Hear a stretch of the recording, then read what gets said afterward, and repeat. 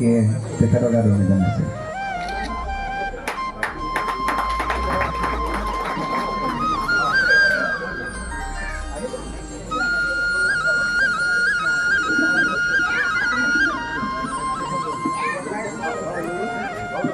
ধৰণৰ যি সম্পাদনা সমিতিৰ সভাপতি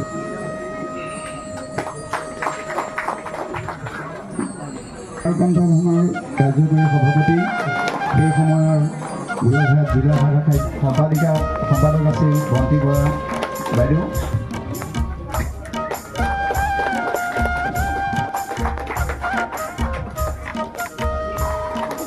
অসম জ্যেষ্ঠ সাংবাদিক সন্মানীয় শ্ৰীযুত দিব্যান দত্ত ডাঙৰীয়া,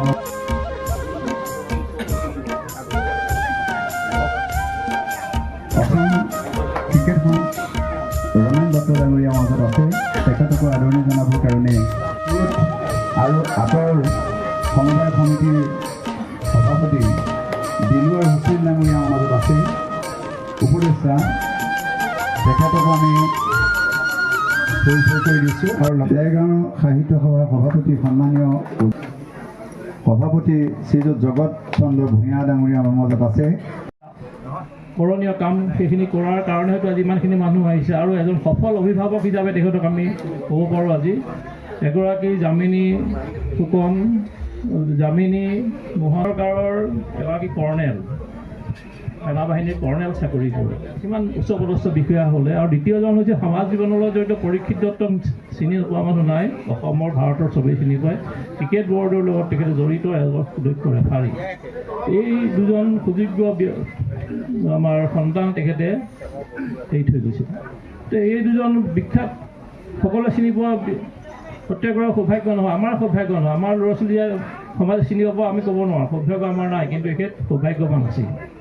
দেউতাৰ এটা সপোন আজি পূৰা কৰাৰ কাৰণে সকলোকে পৰিয়ালবৰ্গৰ সকলোৰে হৈ অশেষ ধন্যবাদ জ্ঞাপন কৰিছোঁ।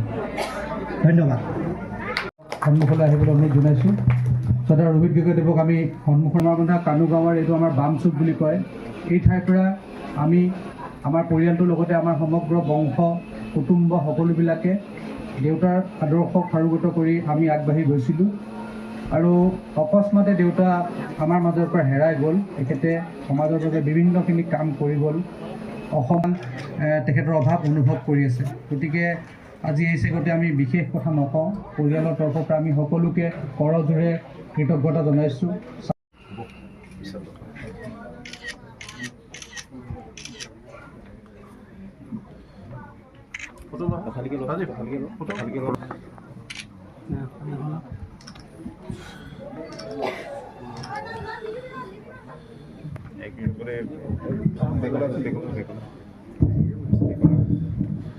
দৰ্শ আৰু কুহি, প্ৰকাশক গোলাঘাট জিলা সাহিত্য সভা। বেটুপাত অংকন কৰিছে প্ৰদীপ নাথ। ইয়াত অৰিহণা ধৰা হৈছে 150 টকা। মুদ্ৰণ জাগৰণ প্ৰিণ্টাৰ্ছ গোলাঘাট। অৰ্পণ কৰা হৈছে ৰবীন্দ্ৰনাথ দত্তদেৱৰ গুণমুগ্ধসকলৰ হাতত সম্পাদনা সমিতি। কাৰোবাক পাহৰি গৈছোঁ আৰু কাৰোবাক আমি মনত ৰাখি থৈছোঁ।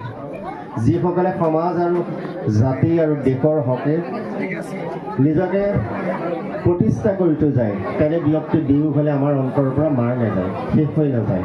তেখেতক আমি পাহৰিব নোৱাৰোঁ। তেখেত সংগঠন কৰি শিক্ষাবিদ ছাত্ৰ ছাত্ৰীসকলক শিক্ষাৰ জ্ঞান বিলাই সাহিত্য সংস্কৃতিৰ লগত জড়িত হৈ নিজকে সমাজৰ প্ৰতিটো অংশত তেওঁক বিলীন কৰি দিছিল, যাৰ বাবে প্ৰয়াত দত্তদেৱৰ যি অৱদান, এই অৱদানসমূহক গ্ৰন্থ আকাৰে ৰাইজৰ মাজলৈ আগবঢ়াই দিয়াৰ যি প্ৰচেষ্টা সঁচাকৈ শলাগ ল'বলগীয়া। আৰু মই বিগত সময়ছোৱাত তেখেতৰ পুত্ৰ পৰীক্ষিত দত্তদেৱৰ মুখৰ পৰা পিতৃদেৱৰ বিষয়ত যথেষ্টখিনি শুনিছোঁ। এজন পুত্ৰ হিচাপে দুইজন পুত্ৰই পিতৃক যি ধৰণে তেখেতৰ সৃষ্টিৰাজি ৰাইজৰ মাজত উলিয়াই নিয়াৰ ক্ষেত্ৰত এই গ্ৰন্থৰ জৰিয়তে যি প্ৰয়াস কৰিছে সঁচাকৈ শলাগ ল'বলগীয়া।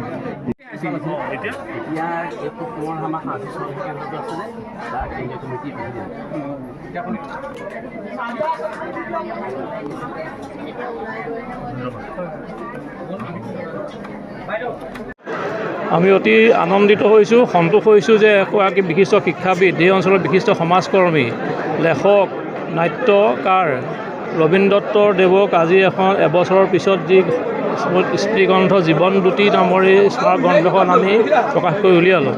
আমি গোলাঘাট জিলা সাহিত্য সভা কৃতজ্ঞ হৈছোঁ। পৰিয়ালে আমাক সহযোগিতা কৰিছে, সমবেদনা সমিতিয়ে আমাক সহযোগিতা কৰিছে আৰু অসমৰ বিভিন্ন প্ৰান্তৰ লেখক লেখিকাসকলে প্ৰবন্ধ পাতি দি এই গ্ৰন্থখন ফোনত সুৱগা চৰালে। আমি পৰিয়ালৰ ওচৰত ধন্যবাদ জ্ঞাপন কৰোঁ, কৃতজ্ঞতা জ্ঞাপন কৰিছোঁ। ফেব্ৰুৱাৰী মাহৰ 18 তাৰিখে আমাৰ পিতৃদেৱতা আকস্মিকভাৱে আমাৰ মাজৰ পৰা বিদায় মাগিলে আৰু পিতৃদেৱৰ জীৱিত কালত তেখেতে বিভিন্ন অনুষ্ঠান প্ৰতিষ্ঠান বা বিভিন্ন ব্যক্তি আৰু সমাজৰ লগত তেখেতে ওতঃপ্ৰোতভাৱে জড়িত আছিলে। তেখেত বিভিন্ন অনুষ্ঠান গঢ়িছিলে আৰু সাহিত্য সভাৰ লগতো তেখেত ওতঃপ্ৰোতভাৱে জড়িত আছিলে। তেখেতৰ জীৱনকালত যিসকল কৰ্ম আৰু লগতে তেওঁৰ যিখিনি সৃষ্টিৰাজি সেইখিনিক জীৱন্ত কৰিব ৰাখিবৰ বাবে আমাৰো অকণমান চিন্তা এটা আছিলে, কিন্তু এই ক্ষেত্ৰত আমাক গোলাঘাট জিলা সাহিত্য সভাই আজি তেখেতৰ প্ৰথম বাৰ্ষিক পুণ্য মৃত্যু তিথিত এখনি তেখেতৰ স্মাৰক গ্ৰন্থ প্ৰকাশৰ সিদ্ধান্ত ল'লে আৰু সেই মৰ্মে আজি ইতিমধ্যে তেখেতৰ সৃষ্টিৰাজি লগতে সমাজ জীৱনত বিভিন্ন কেইবাজনো বৰেণ্য ব্যক্তিৰ লিখা সন্নিৱিষ্ট এখন স্মাৰক গ্ৰন্থ, আজি জীৱন দ্যুতি নামেৰে এখন স্মাৰক গ্ৰন্থ আজি আমাৰ এই গৃহতে উন্মোচন কৰা হৈছে। বগীয়াই বৰালি সত্ৰৰ সত্ৰাধিকাৰ বাপুকান্ত মহন্ত প্ৰভুৱে এখন অনুষ্ঠানভাৱে উন্মোচন কৰিলে। বহুকেইজন বিশিষ্ট অতিথি লগতে সাহিত্য সভাৰ বহুকেইখন জিলা বিষয়ববীয়া, কেন্দ্ৰীয় সমিতিৰ বিষয়ববীয়া আজি উপস্থিত থাকে। আমি সকলোকে পৰিয়ালৰ তৰফৰ পৰা কৃতজ্ঞতা জনাইছোঁ। লগতে এই চেগতে এই কিতাপখনত শুভেচ্ছা বাণী প্ৰদান কৰা অসমৰ মাননীয় মুখ্যমন্ত্ৰী মহোদয়, আউনীআটী সত্ৰৰ সত্ৰাধিকাৰ প্ৰভু, অসম সাহিত্য সভাৰ সভাপতি মহোদয় প্ৰমুখ্যে, লগতে এই কিতাপখনত বহুসকল কেইবাজনো ব্যক্তিয়ে বিশেষ লিখাৰে তেখেতৰ সমৃদ্ধ কৰিলে। গতিকে তেওঁলোককো আমি ধন্যবাদ জনাইছোঁ।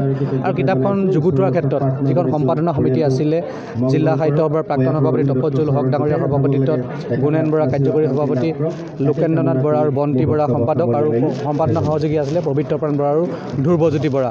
তেখেতসকলে যথেষ্ট কষ্ট কৰিছে কিতাপখন উলিওৱাৰ ক্ষেত্ৰত।